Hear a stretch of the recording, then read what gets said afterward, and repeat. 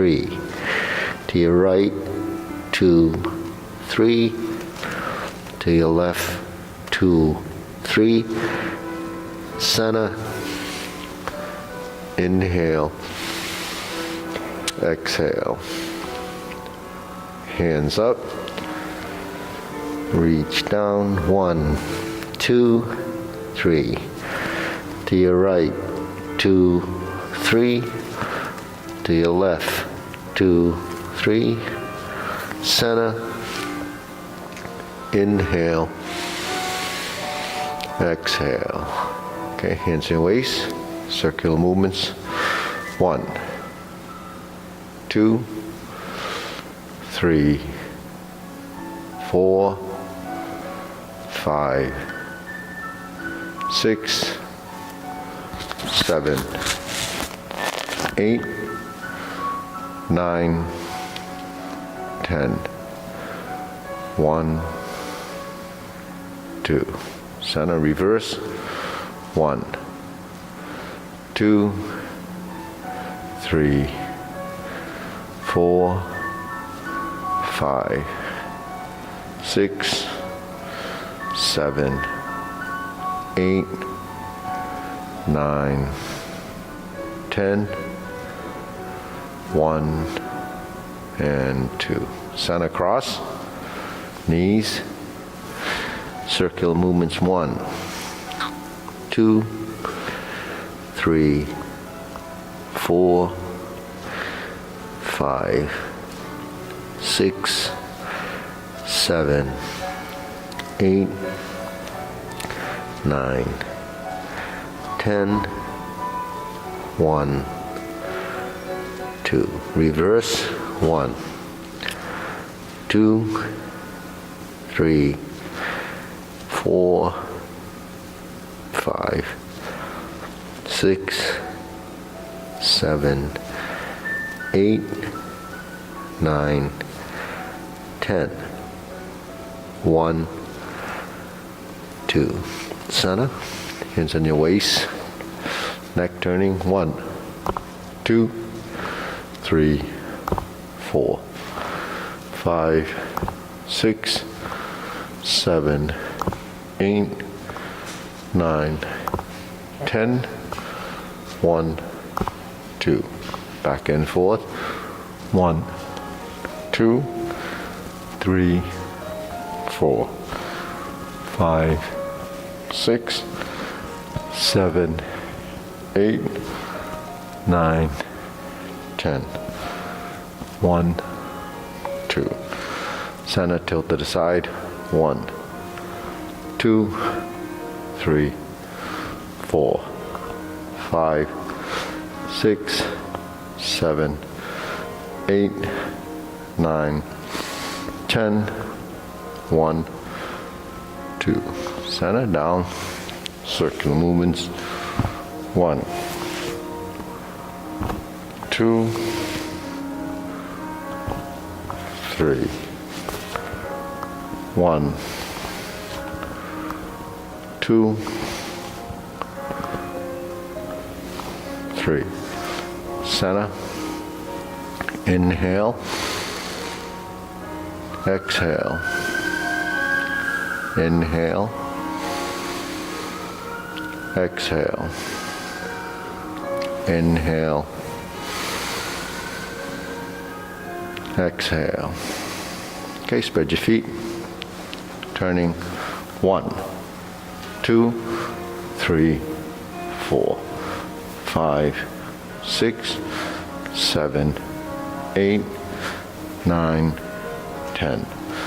1, 2, 3, 4, 5, 6, 7, 8, 9, 10. 1, 2, 3, 4, 5, 6, 7, 8, 9, 10. 1, 2, 3, and stretch. Turn.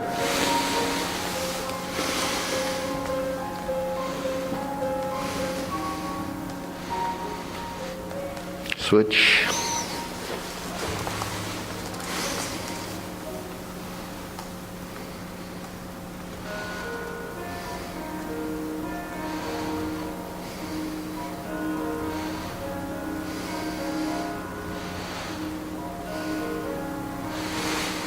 Switch.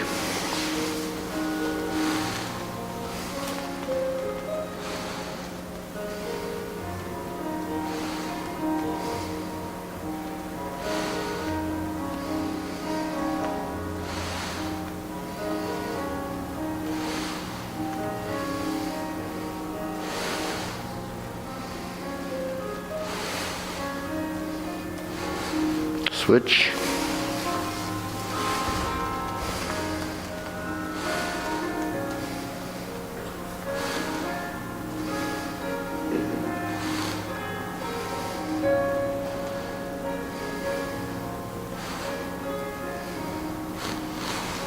Switch. Straighten the front knee.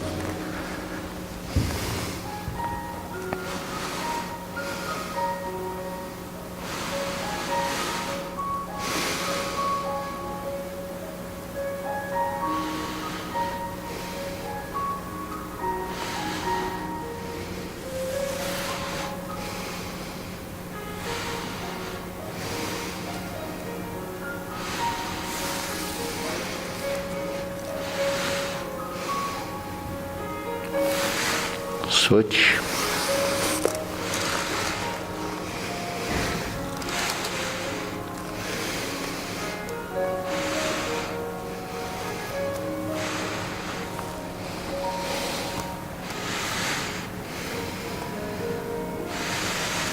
Switch.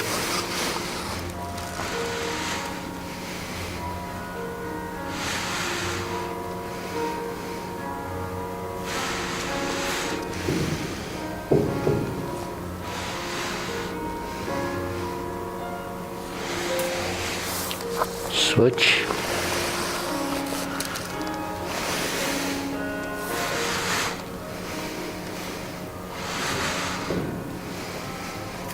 Center.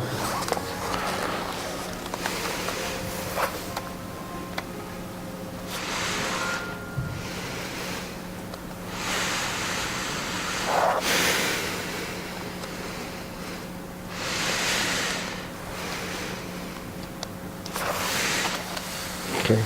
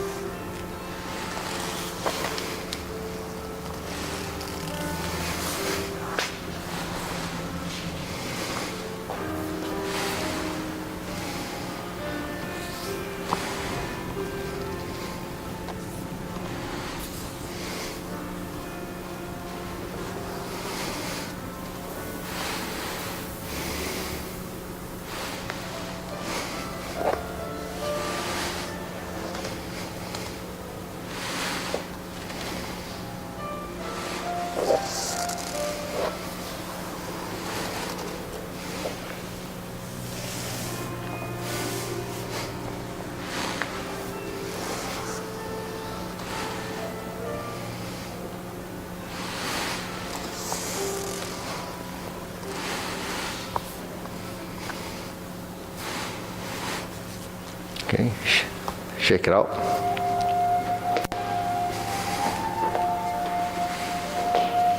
Okay, deep breathing. Inhale. Exhale. Inhale. Exhale. Inhale. Exhale. Okay, shoulder roll.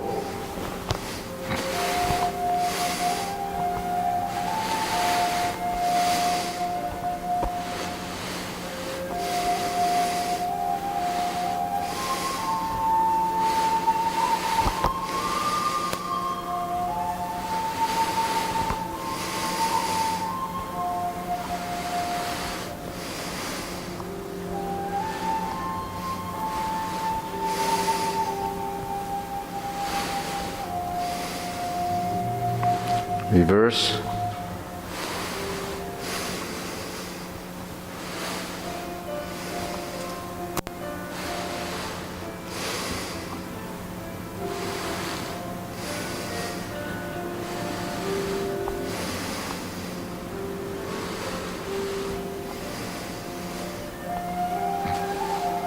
And center.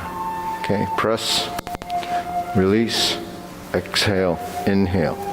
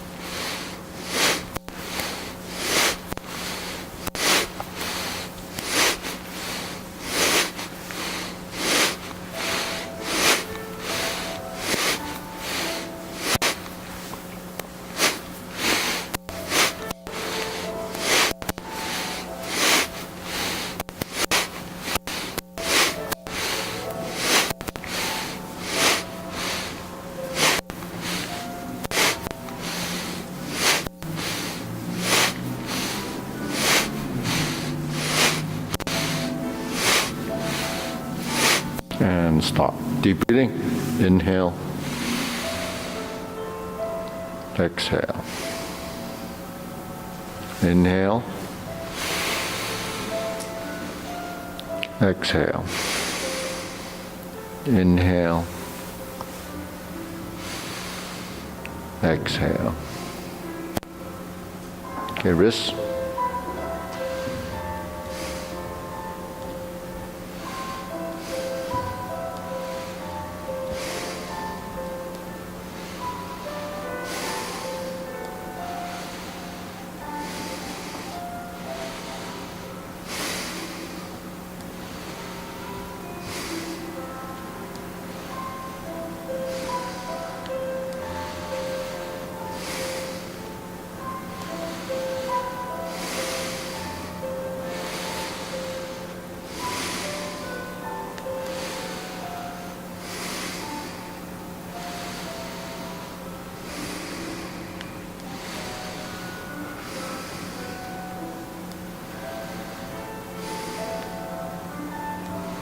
Reverse.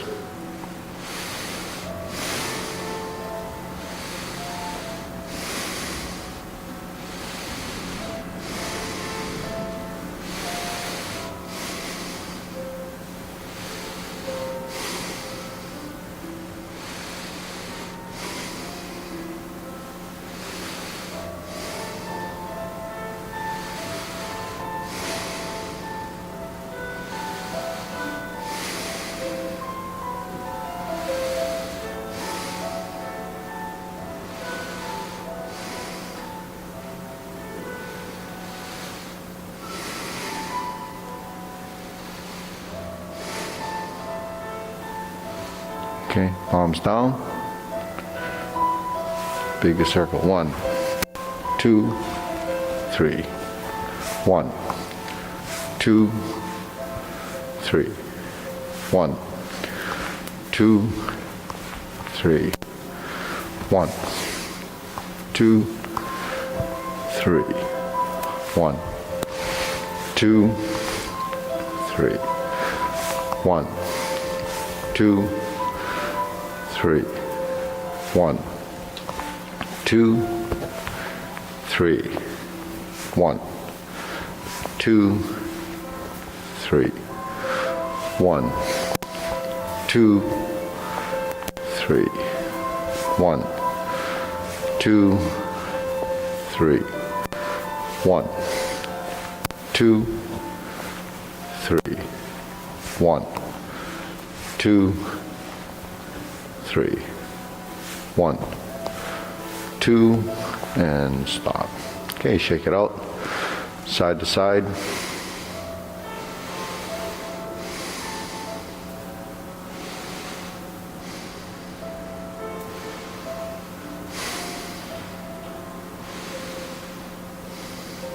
And center.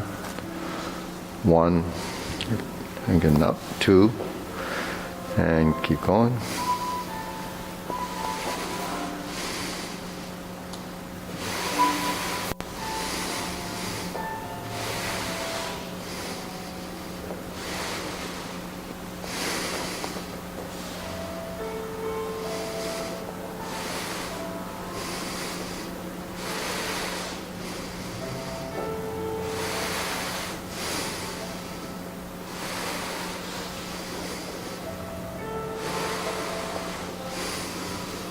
And center. Insert the needle.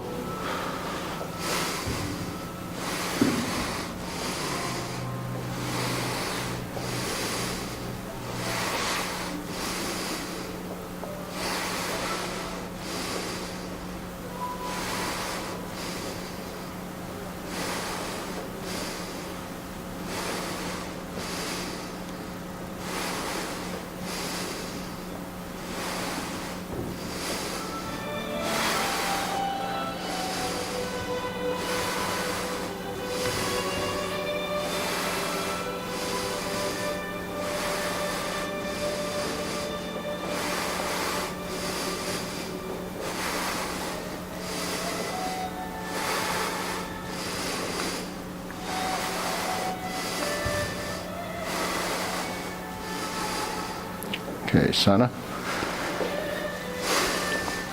Leg swing.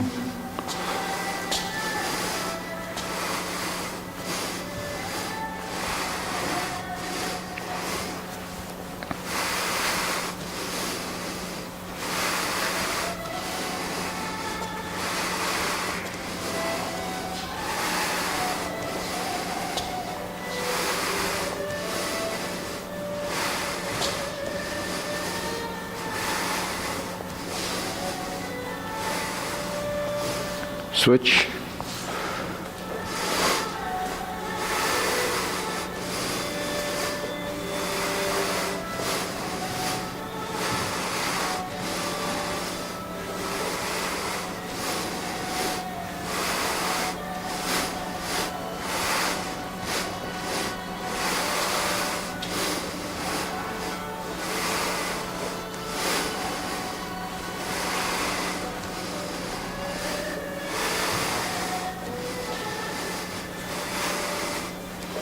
Center, side to side.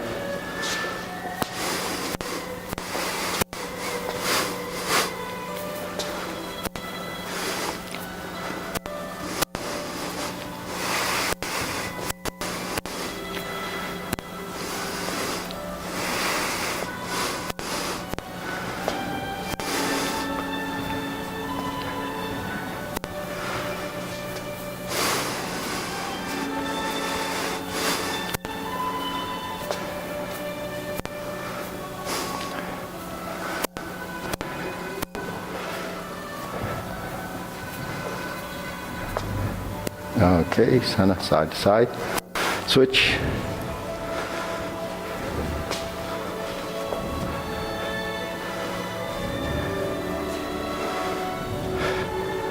Oops.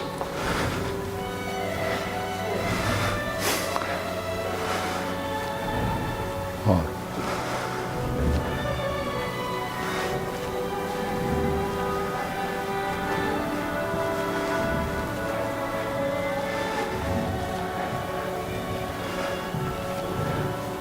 And center.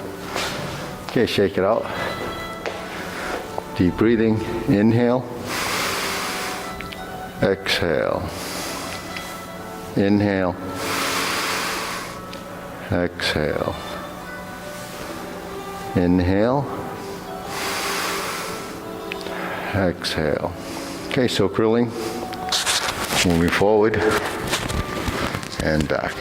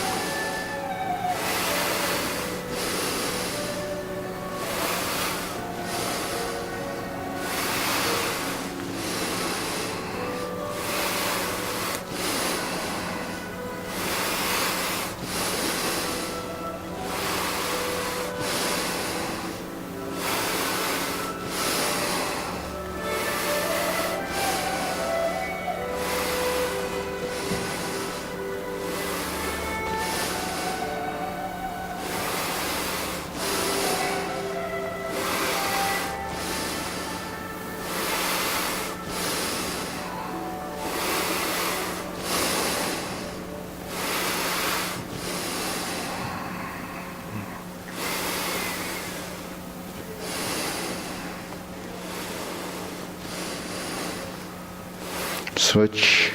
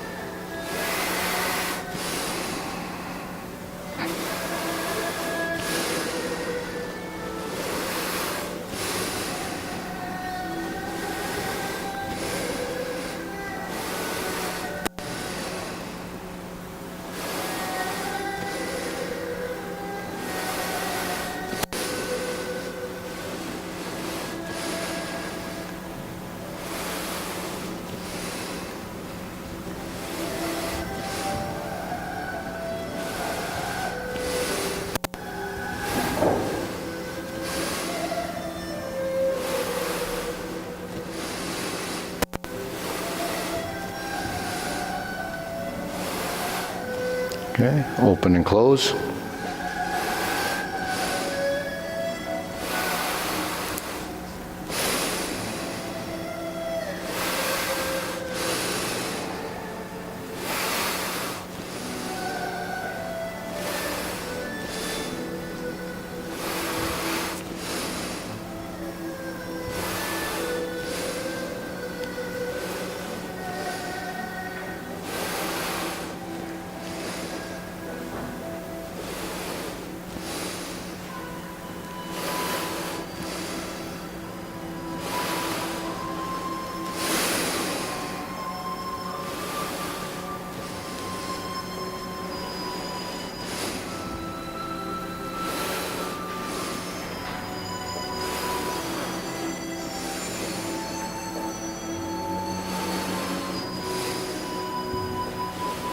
Switch.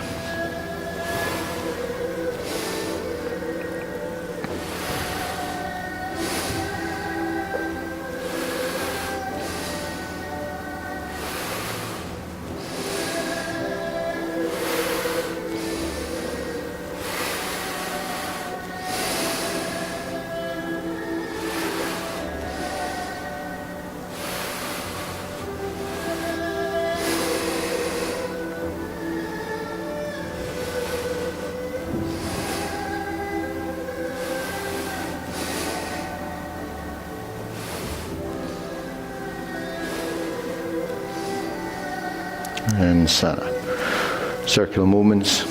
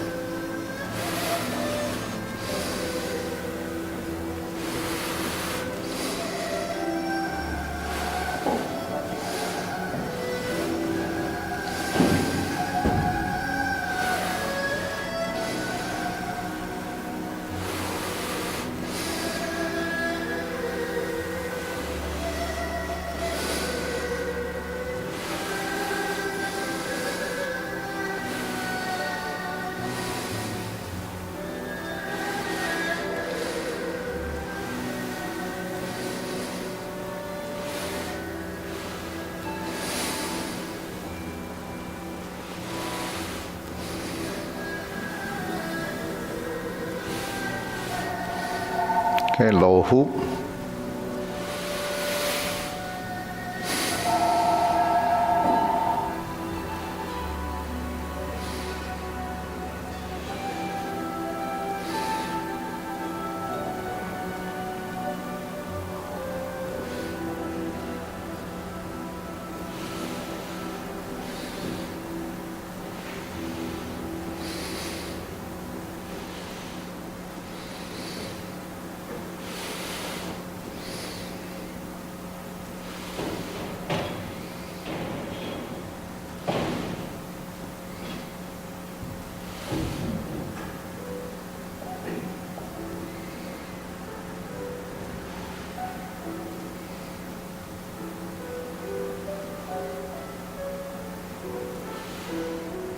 Shoulder height.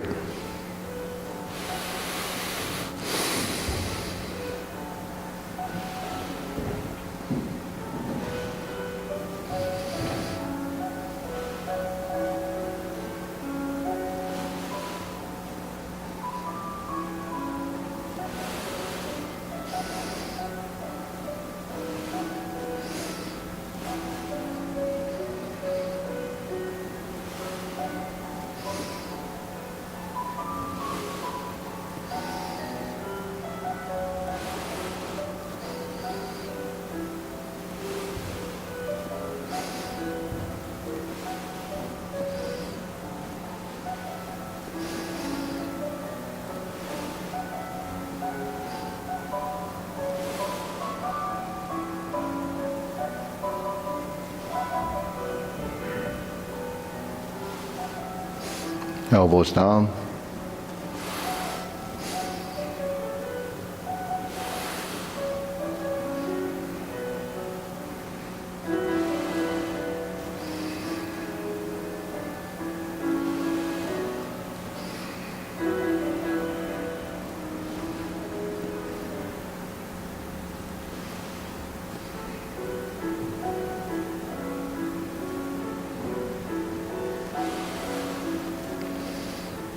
Palms down, straighten up.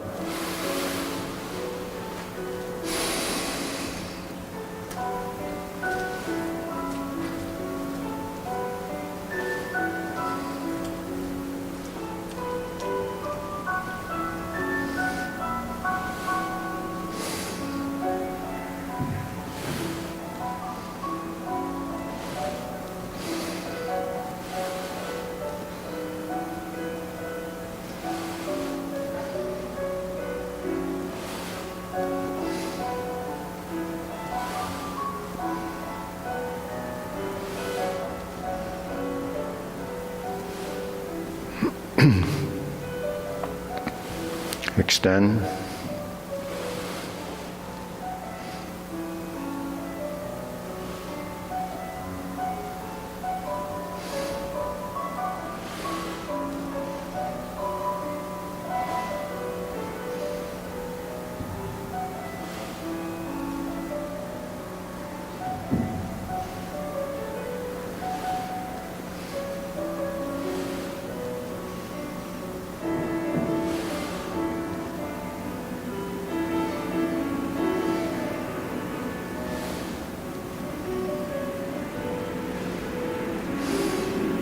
Deep breathing, inhale, Exhale. Inhale. Exhale. Inhale. Exhale. Okay, diagonal flying.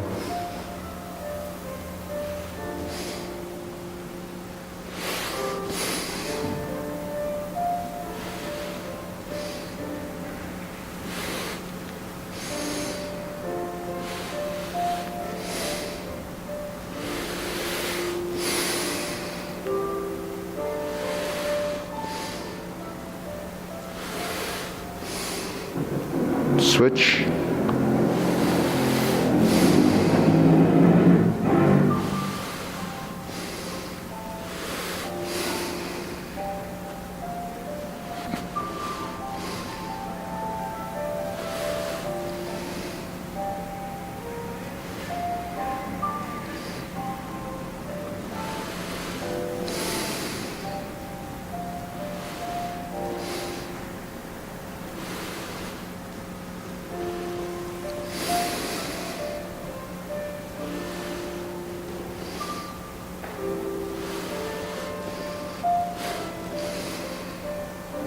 Okay, center.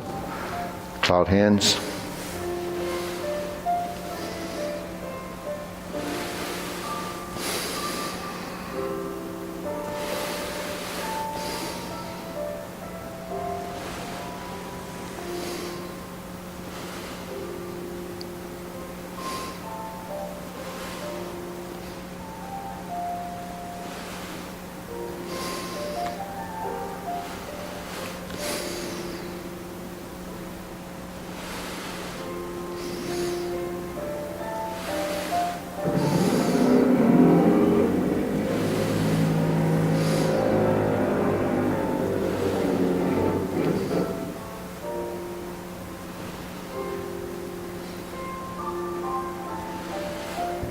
Okay, we'll move to the sides, work the feet.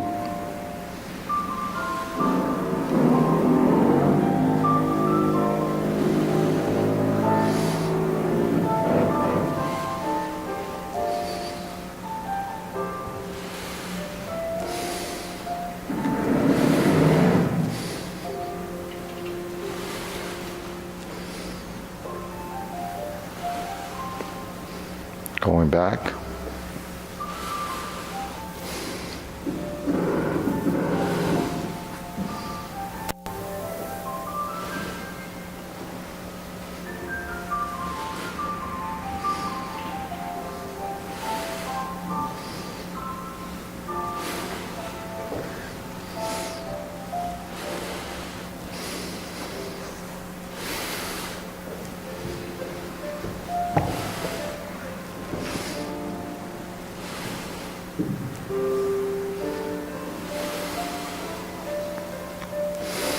And center.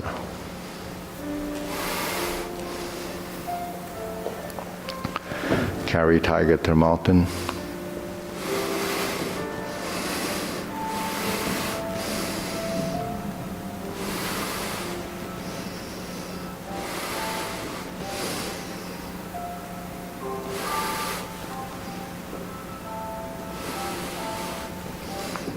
Okay, turn. Leopard and tiger springs to mountain.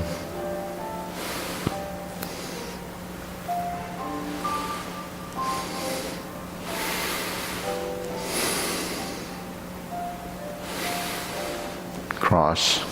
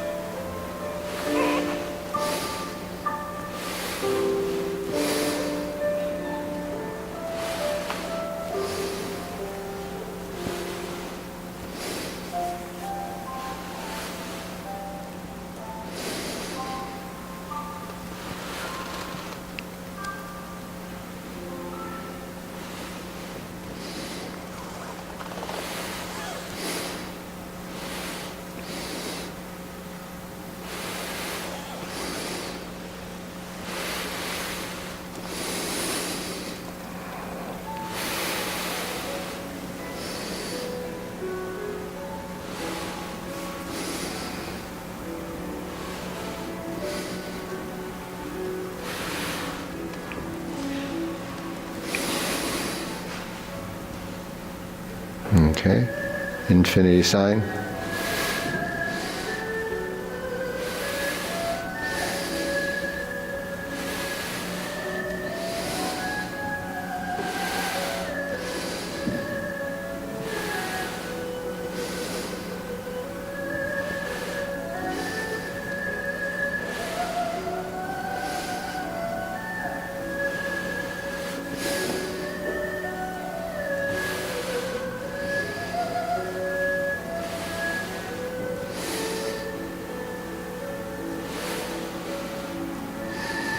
Okay, form the fists.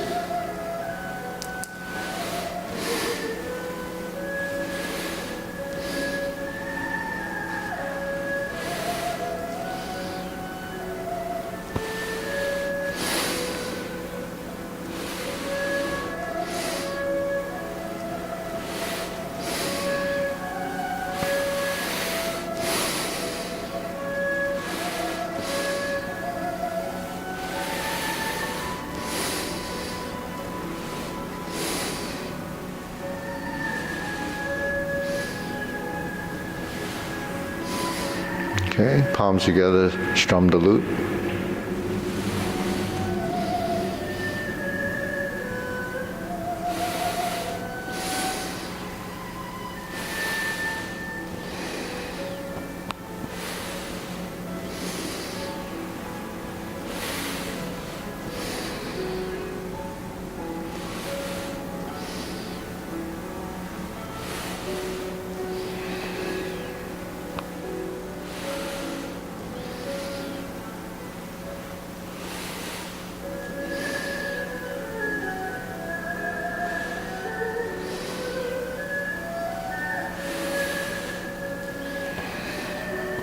Okay, center. Draw the bow.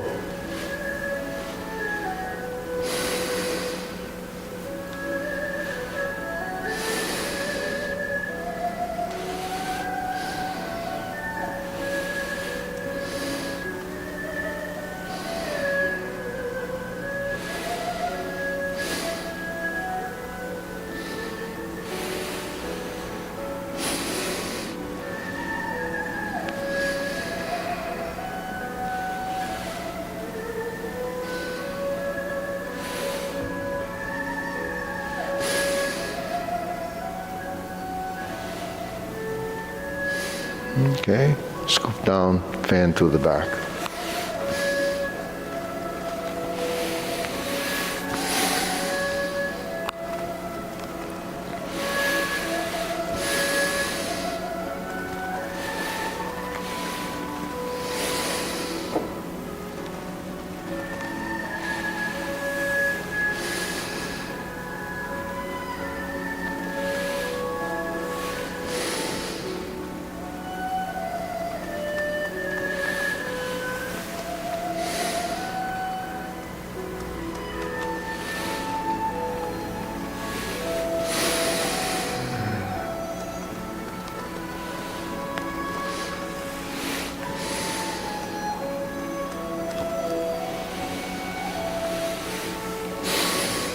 Okay, center. Raise the hand.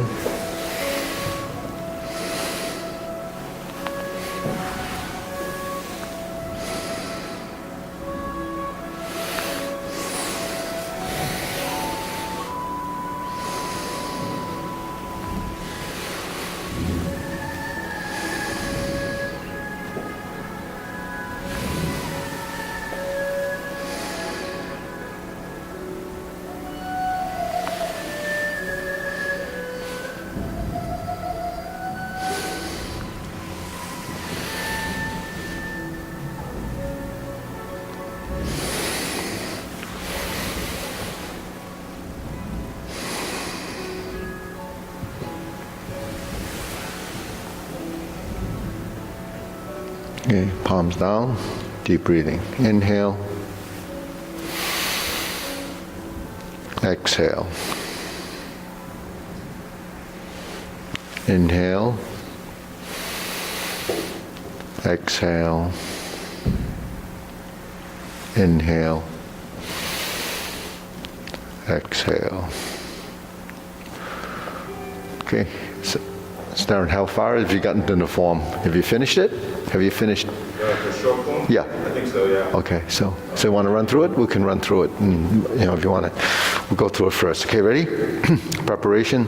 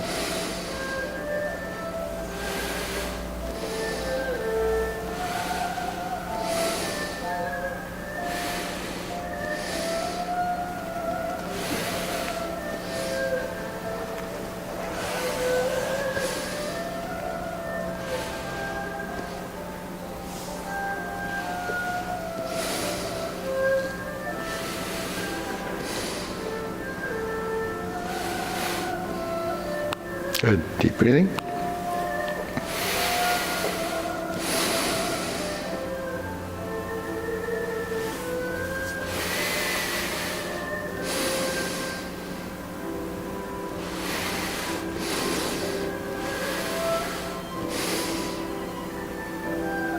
Good. So you started the long form, or no?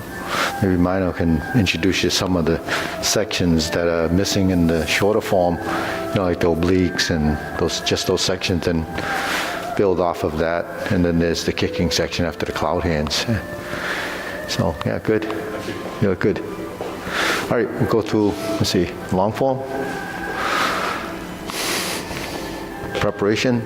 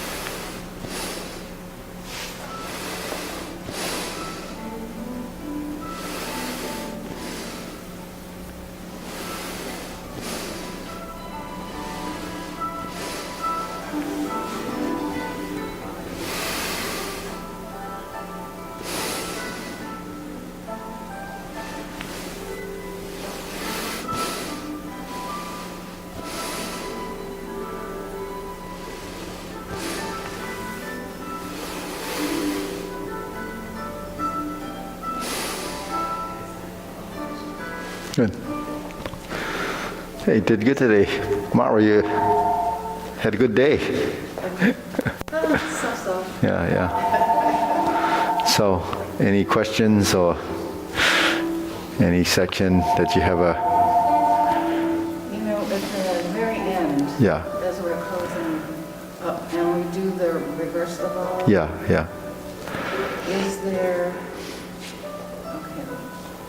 Is there a slight turn also to the right before we? So we say we just finished, right? We're in here. We hold the ball. Okay. Now we're going to reverse. Is there a little turn? So 1, 2, 3. Yeah, you turn. There is a little turn. Yeah, because then you're going to shift. So we turn here. Then when we shift, we turn back this way. And then because we're there, we turn back this way. And then you turn back this way, and you sit back. Now we turn a little to the left in order to turn to the right and adjust. See, one of the interesting things is because we're dealing with programmed sequential movements, and then we have components of our body, which I call them components, but they're really your appendages, your joints, your torso, all the different pieces that you can identify, but those pieces have to work together like a machine. So machines have to be synchronized. If it's out of sync or if something is missing, then it's not going to be smooth, right?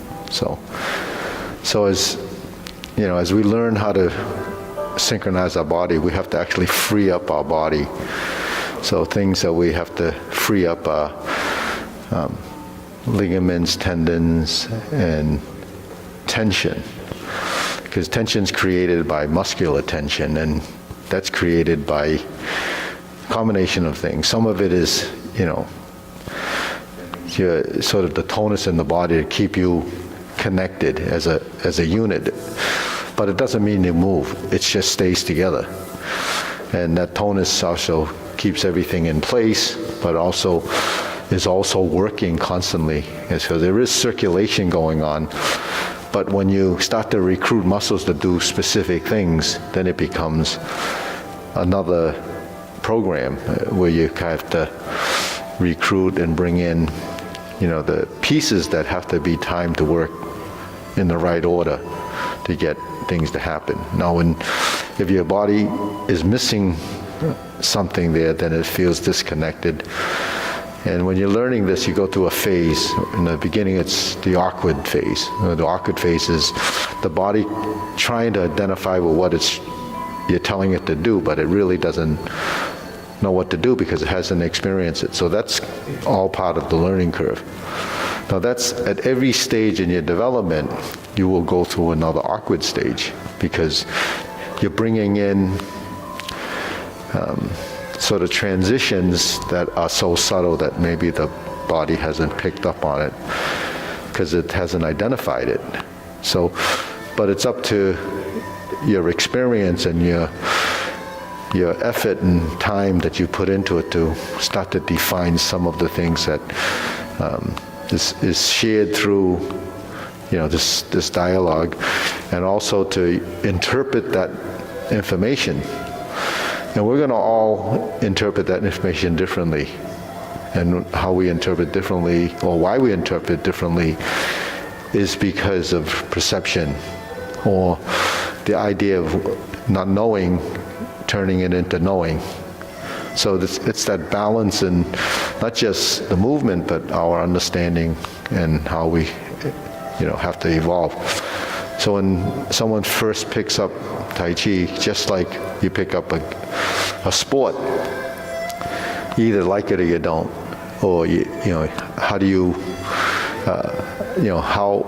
how good do you want to be with it, or how good? So that becomes either a recreation or a passion. So it falls into different categories. Then the other side of that is, do I need this? Why did I do this to begin with?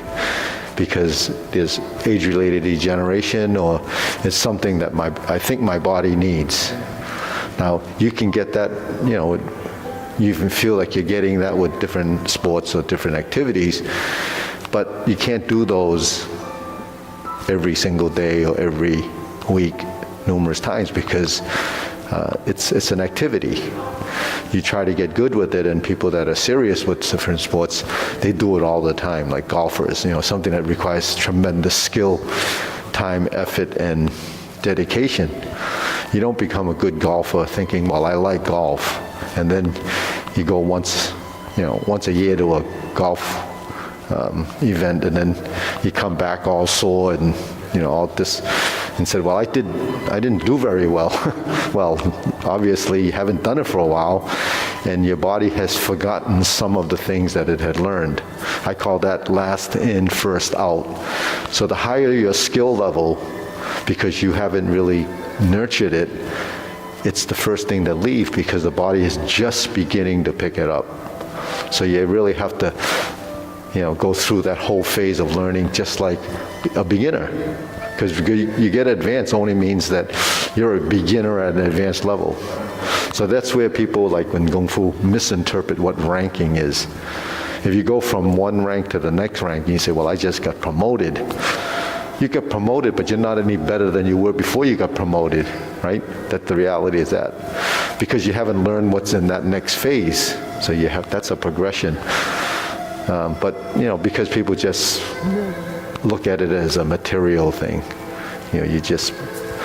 so Tai Chi, because we don't have ranks and we don't have that, the struggle with progression isn't as intense as someone getting a ranking or an accolade for being achieved. And sometimes those achievements are misleading because you could buy a certificate, or you can feel that you got it, and with today's culture, you don't want to hurt anybody's feelings, so well, they should get it. But in reality, when you do something like Tai Chi, which is self-cultivation, you do it for your own gain and your own benefit and what you get out of it really is what you put into it. Yep. And snake sticks out. Yeah. Okay. Now, I realize that because I'm putting the weight on here, It tenses it. is there some way of, like, Oh. sitting with sort of the idea of sitting So snake, down there. Yeah. How do I get down there? That's what I want to know. And well- the chair, practicing with the chair doesn't seem. so practicing with a chair more or less gets you in a position that seems so awkward trying to get into because of the cooperation of the muscles and the skeleton, right? So muscles is what drives it. So if the muscles are going to be tense, then it's going to restrict the joint from going where it's supposed to go. And then you also have this fear factor. Am I going to hurt myself doing that? So you don't want you try to be careful. But the thing is, when you're in a single whip position and you're here and you turn to here, when you go to the first position, you go into the leaning position. And then the leaning position, so the forward stance. And then depending on how wide you go with the forward stance, so in this instance, you probably should go a little bit longer. Because if it's too narrow, then you need some minute adjustments to get your feet wide enough so you can squat down. Like if your feet are like this, there's no way you're going to go into a downward posture, right? So that's just logical, right? So then you kind of do something crazy with this foot or this to try to get it wide enough. So why not just get a little wider from the beginning? So you go like this. So when I do this, when you turn like this and you have most of the weight here, take that. The weight is here if I turn like this. Oh no, you should go backwards. See, if I'm here, sitting here, and I turn, I want to leave the weight here so that I can scoot this foot forward. See what I mean? So when you're here, you take that little step, and then you can do the turn from here and then do this. Now you're in a wider stance. You invert the hands and you turn like this. So that's the hand movement. Now just bend this knee till you open up back to a horse stance. And then you relax into your position, and then this leg straightens out. So that kind of takes you down gradually. It's not going from this stance all the way to this. It's not going from here to here, per se. That's what I'm doing. Yeah, so in between, you have a few other pieces that you have to manipulate. If you're here and here, so then first fold this knee and open it up a little from the hip. So already we're in a position where you have some lateral motion. So then when you're in the lateral motion, so you go into this squatted position and then straighten that knee. You see what I mean? When we're doing it in the stretch, we're going like this, right? And then we're going like this. So where the conflict in movement is, if you follow this, you have this leg that's stretching and you have this leg that's bending. Then you have to revert to the opposite side. This leg straightens and this leg bends.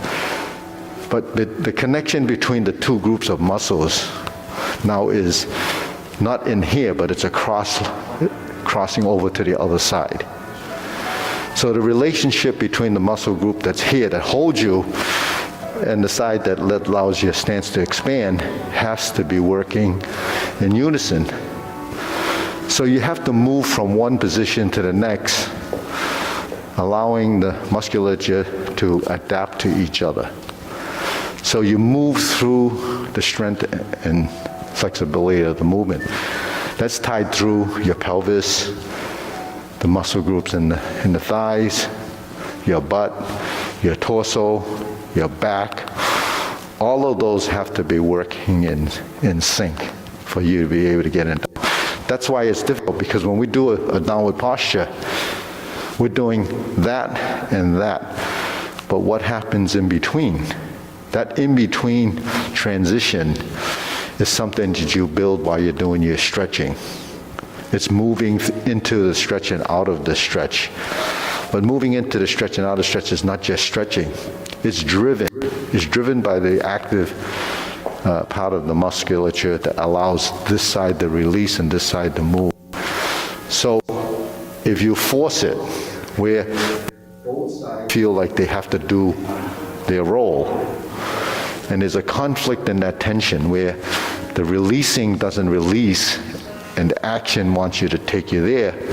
That's how you pull a muscle. Could you do it one more time, facing this way? So if I'm in single whip and I turn, I use this opportunity to take my step forward. Now I'm in the horse stance and I go to leaning. Yeah, if you don't take the weight off of this leg, you can't move it. So you have to go back before you go forward. Does that make sense? You have to go back to go forward, just that you have to turn left to turn right. So when we're here and I turn, when I moved like this, I'm already ready to lighten this leg. So I step up and then I go into the low stance and I'm here. Now when I invert the hand, I have my weight here. And once I turn like this, then I sink down in the back leg because that was free. And then you go through your hips. Let the movement go between here and the inner thigh like this. Then you'll be able to balance that in motion. So that's what you could do with the chair. That's what you have to do with the chair. Use the chair as a crutch to work those two sides of the hips so that they can coordinate. Because if you just bend and move, there's a likelihood you're going to mistime it. That timing is up in you. It's in the programming of the motion. So that... When I try to think of what's keeping me from going down further, I keep focusing on the ankles. Could that be, I feel like they just won't give anymore. They won't go any lower. Is that more likely to be the hips, not the ankles? It's actually more likely that you're isolating your thought. Because when you're focusing on going to release, you're probably tensing your knee. So it's your knee that's holding you up. Because if you release the knee, you feel you're going to collapse, right? So it's releasing the knee. So and the hip and the ankle. So those three pieces have to release because, 99% of the day, what are your legs doing when you're in an upright position? It's bearing your weight. So then when you want to make yourself weightless and not bear the weight in the leg, it doesn't know how to react to that. Right? So the body will learn that now it's downward posture time, so you have to let go. So when you're here, you have to go back and then you have to start to drift back. And then this will fold and this will open. And then when you go back up, the reverse happens and then you go through here and up. It is a lot of muscular control. But muscular control is part of what we do because we're controlling, each and every piece of the body. So when I say total body movement, that's what I mean. But can you get total body movement if you don't know what the body is? So you have to go through the phases of understanding. So that's what body intelligence is. And this is something only that people that have a mission of trying to get that to happen. Does it always happen? Well, it varies on the individual. Actually, I'm going to put together some graphs when we were talking about yesterday that will explain these concepts a little bit better. It's time and effort is one thing. It's all a function of that. And then understanding and progression is tied together. And then, the merging of those concepts will be part of performance, Tension in the body and skill level is a conflict. As you start to release tension and improve skill level, then the performance level starts to progress forward. In the third kick, we go like this and come round, Yeah. and we end up here. What's the transition between the kick and getting back? You mean Beat the Tiger? Yeah. So Beat the Tiger, it's not a kick, it's really a transition in the legs as a footwork. So after you do the first series of movements and you open, your leg comes behind you in the vertical position and you squat. you shift your weight and then you open and you're here. When you come through center, So it's it comes through center and you end up here. So this is what patterns and transitions are. We do this, right? Raise the hand. We do this in the warm-ups. So the mechanism is vertical to horizontal, vertical line, and the body. But because we learn them in sections and pieces, that's to identify the motion. So this side learns this learns this, that learns that. Then you have to merge the ideas. So when we're here, say, I just finished this, I turn to here, here's my vertical position, I open. Now I'm in my vertical position, I have to come through center, I shift my weight, I come up through center, instead of here, I add the next movement, that's a twist. I go to vertical, I stroke down, I pass through this leg until I get to this leg. So that's a balance in motion. And then I lean, I twist, and I turn. I sit back, I turn, and I face this way. I lower my hands, I cross my forearms, I level my elbows, I lift my knee, and I open. Then I go down, and then I go up. So, but you know, I didn't do this in a day. Like they said, they didn't build Rome in a day. So, Well, I thought you turned around on that backward. which, Turn around? Oh, no, that's... oh, that's at the very end. Yeah. But a potting leg is opening the hips. When you open and you come through center and you step down, that's a footwork. But in your footwork, the whole premise and the whole idea is to build that vertical line, the erect position, center of mass control, flexibility through range of motion. And, you know, these things, even though I talk about them, I didn't understand this 20 years ago either, because I didn't teach like this. Because when I learned, I went through the process like all the other traditionalists learn. Through trial and error, you have to learn. That's actually learning through your errors is actually the best learning. Because once it's corrected, you'll really understand it. When you're told the concept of what you're supposed to do, it's just information for you to house here. Then you have to go through the process, deciphering that information, and let the body go through all those mistakes until it starts to identify what's wrong, and then you kind of hear it again as a concept. And then when we talk about vertical, balance, weight, and unweight, we understand it here. We can't get it to happen right away. But the longer you've done this, and you've made a lot of mistakes, you know what not to do. And then you get to fix the mistakes faster.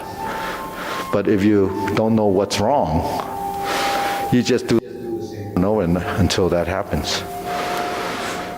So, you know, Rob, when I was talking about this yesterday with Rob, he does computer, he trains people.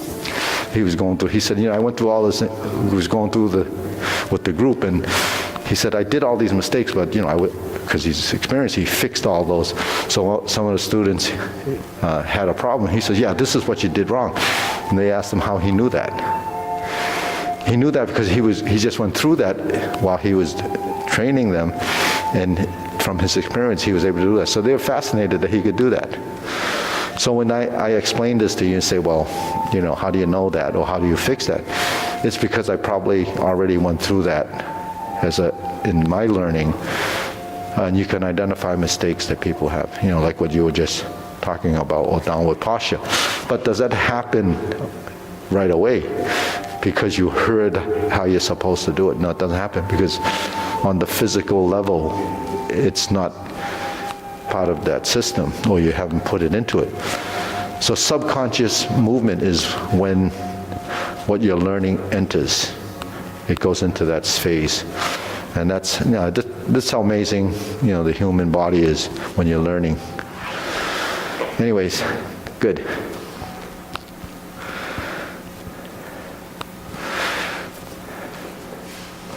Thank you, Steve. It's just food for thought. A lot of food for thought.